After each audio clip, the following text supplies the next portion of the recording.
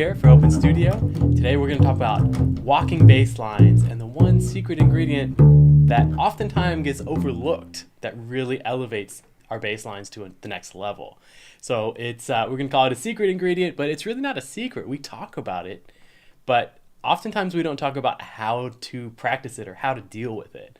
So let's just set up a hypothetical. Okay, so you've got your first lesson set up with a brand new teacher. Oftentimes you've got a lot of questions, you've got a lot of things you want to talk about, but the teacher most likely will just say, hey, I want to hear you play so we can assess how to proceed. So oftentimes we'll say, let's start off with a medium tempo blues. How about an F blues? How about right here? Okay, so I'll be the student now. I'm going to play a walking bass line, and here we go. 2, 3, 4.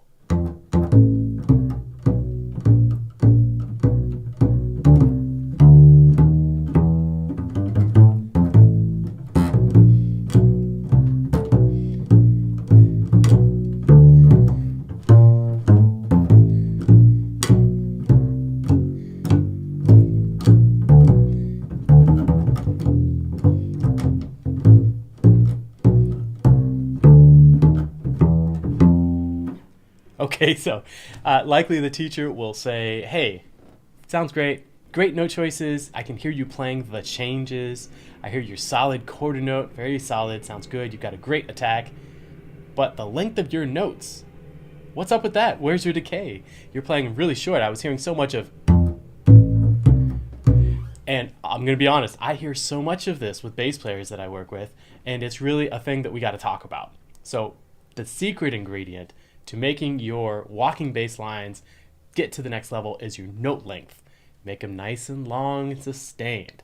So just an aside, the great drummer Roy Haynes, the legendary drummer Roy Haynes, was once asked who his favorite bassist was. The story goes is that he said Paul Chambers, and it's because Paul Chambers gives you that full quarter note, the long quarter note connected. And since we're talking about drummers, let's talk about the relationship between the bass, what we do walking, and what the drummer does. Our closest connection with how the drums function in a jazz group, in a jazz setting, is with the ride cymbal. If we're playing funk, if we're playing R&B, rock, whatever, usually the connection or the hookup is more with the bass drum. We make our lines based around the bass drum. Maybe the hi-hat. It can change. But in swing, it's really all about the ride cymbal, connecting with the ride cymbal, getting that strong hookup. And let's talk about the ride cymbal really quick. The drummer takes a stick, you hit the cymbal with the tip of the stick, and that's the attack. Right? That's our attack. But you hear what's still happening with my open string here? It's still ringing. That's the decay. We need to really think hard about the decay and how we can make our notes and our walking lines, our quarter notes, as connected and legato as possible. Get those long, long notes. Think Ron Carter, think Larry Grenadier more modernly, Dave Holland, all have these big, beautiful, long, sustained notes. And it is the secret ingredient to really elevating your bass lines. Okay, so let's get into the details of how we can work on adjusting our note length. First of all, let's talk in the right hand. I'm right-handed, so I'm going to talk about it in right-handed terms. Pizzicato hand, whatever hand you play, you pluck with, you play pizzicato with, that's the hand I'm talking about right now, okay? So you can look down here. You can do this either with your index finger, with your middle finger. There's a bunch of different ways to pluck. I'm not really talking about that today. That's not the purpose of this video. You could do the PC or the Peter Washington thing where you put your middle finger over your index finger. Maybe I'll just stick with that for right now. And do think about, for tone's sake, just on the side here, think about plucking in the same spot every time. You could pluck up here, it's got a different tone, down here, etc. Okay, anyways, we're talking about note length, right? Here is the exercise for the note length, and it's just something really subtle to think about, but it's going to help a bunch. Keep working on this. Okay, so play open D. Now when you go to play D again, don't do that. It's a really simplistic type of idea, but I see it so much when we pluck, and we're not even talking about the fingerboard hand, left hand, we're talking about the right hand, pizzicato hand. Pull through the string, like that. Okay, because otherwise, if you go and you rest your hand, even for a slight second, like this, you're cutting off your notes. That's not what we want. So try this out. Play D, pull through the string. Now you could think about pulling back down towards the fingerboard, or you could think about pulling back towards the A string in this case, whatever the next lowest string is. But that's what's up. So let's go across each of the strings really quick. Let's play 4 on the E, 4 on A, 4 on D, 4 on G. Feel what that feels like, okay? So I'm gonna just do this without a tempo really, but I'm thinking about pulling through. This one is tricky because the E string really has a lot of vibrations. It really moves a lot, right? So you don't want to get caught up in doing that. Okay, let's go to the A string. Feel how it's different? Pull through it. Same on the D string, which we've done. Pull through. And really doing open string exercises and string crossing can really help so much with this. G string.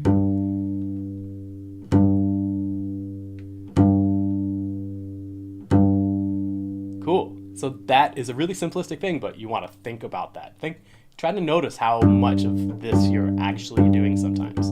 Okay, that's our pizzicato hand. Let's talk about the left hand now. Because I'm right-handed. The fingerboard hand, whatever hand it is you're putting on the fingerboard, plays a really big role in our note length. So let's talk about that. So I'm going to play just A on the G string. So, okay, cool. It's still ringing. It's ringing fairly long. Your setup and your string selection can definitely play a role in how long the sustain you have.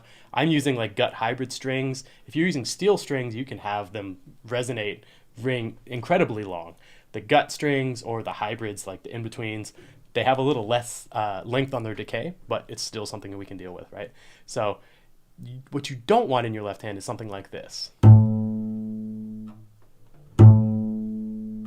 So obviously what's happening is I'm lifting up my finger, I'm lifting up my second finger, and it is stopping the note, effectively muting the note, right? So what I want to do, and try this, is play A on the G string, let it ring, and just let it ring as long as you can. So what that means is you've got to leave that finger down, obviously, and then play through. Let's do it with your pinky on the G string. So play a B flat. Same idea. If you let up even for a little bit, then you end up with that sound. That's not what we're looking for. Not looking for that. And especially, this is where this happens, is when you go to change notes. So let's say go from A to B flat now, between second finger and fourth finger. Do you hear that? I'm still playing an A and a B flat, right? But they're not connected. I'm lifting up my second finger as I go, just a little bit even, as I go to B flat, and it can really just hijack the whole thing. So here's the move. Keep your second finger down as you go to B flat. Hear how it's connected now? Going back. I'm just keeping my second finger down the entire time. And trying to pluck simultaneously with when I'm putting my finger down in the left hand. It's a small thing, a coordination thing, but the more you work on it and the more you're aware of it, the easier it's going to get. Let's go the other direction. Let's go from A to A flat. So play A natural. Keep it nice and long. Now go to A flat.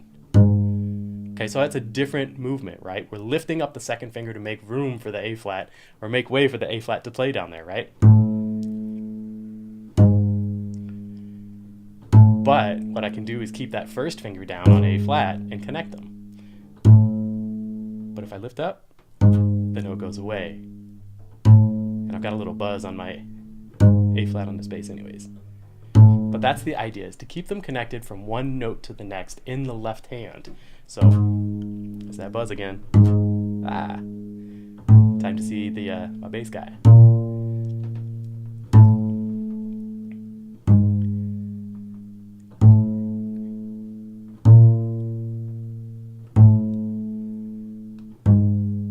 If you're playing on the, say your second finger, but playing on the pad, like playing like right here, you're not going to get that long sustain that you're looking for. It's going to be a little bit more of a muted sound. You can still get that pitch, you can still get sustain, but it doesn't sound as clear as this. Right? It's got more of a point to it, which is really important. That's a crucial element. Okay? Great. So curved fingers, play on your fingertips as much as you can. I like to think about pulling back from my fingertips towards my elbow to get that really good balanced, like the weight of my arm involved in the sound. Okay, let's try one more thing. Let's play a B flat major scale and work on connecting from note to note, because one of the bigger issues that we have to deal with note length is string crossing. Going from one string to the next can really be tricky. Going in certain directions, it can be a real bear, like, to start thinking about it. But these little details are what you want to focus on to get to the next level in your walking line. So let's play a B flat, let it ring. Now keep that first finger down and play C with your pinky. Okay, so there's a lot going on right there in my thought process. Playing B flat, in my right hand, pizzicato hand, I'm letting it ring. I'm not stopping the string. Keeping my finger down in the left hand and pulling through the string, at the same time keeping my left hand down, my first finger in my left hand down, and putting my fourth finger on that C at the exact same time that I'm pulling through the string. So that's the idea. Connected. Now go to D. Okay, so there we went to D, and when I played D, it stopped the lower C. Okay, so that way I don't have any connected notes or overlapping notes. Let's go from D to E flat. So E, open D to first finger. Great. So now think about keeping this first finger down when you go to F and pull through the string. Don't stop it. E flat, F. Now to G, open G. Great, so as you play G, it stopped the F. A, B flat with your pinky, just like what we were doing a second ago. Now coming back down can really be an issue, so think about keeping your second finger down as you go to A. That way they're connected. B flat to A, to open G. Pull through the string, don't stop it. E flat, D, and C, and B flat. So have that first finger down just right before you go to play it. It can really make a big difference. All right, cool. So that's going sequentially, but note by note. Another way to work on this is to think intervallically throughout the scale. So go from B flat to C. Make sure you're not stopping the string in your right hand, your pizzicato hand. Now go B flat to D. What does it take in your hand to make all of those notes connected? B flat to E flat. Now that one's a little bit tricky because you're going from the same fingers. You got to really think about, I think about doing like the roll, right? And it's tricky sometimes to get on the tip of your finger to make that work. Sometimes you just have to do a little bit more pad right there instead, but you'll figure it out. Just remember, you're not stopping it in your right hand. Okay, B flat to F. Go back to B flat, F, as long as you can. G, back to B flat. So as I went to go play that B flat, my left hand stopped the G string just by doing that. Then A, the second finger, then B flat to B flat, octaves.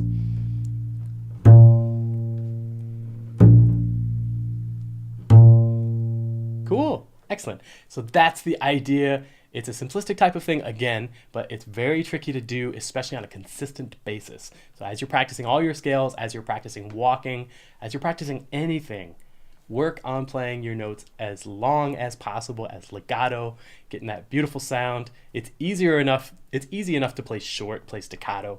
You'll figure that out as you go, but really the move in walking jazz bass lines is to make your notes as long as possible. So happy practicing. Thanks for watching. Peace.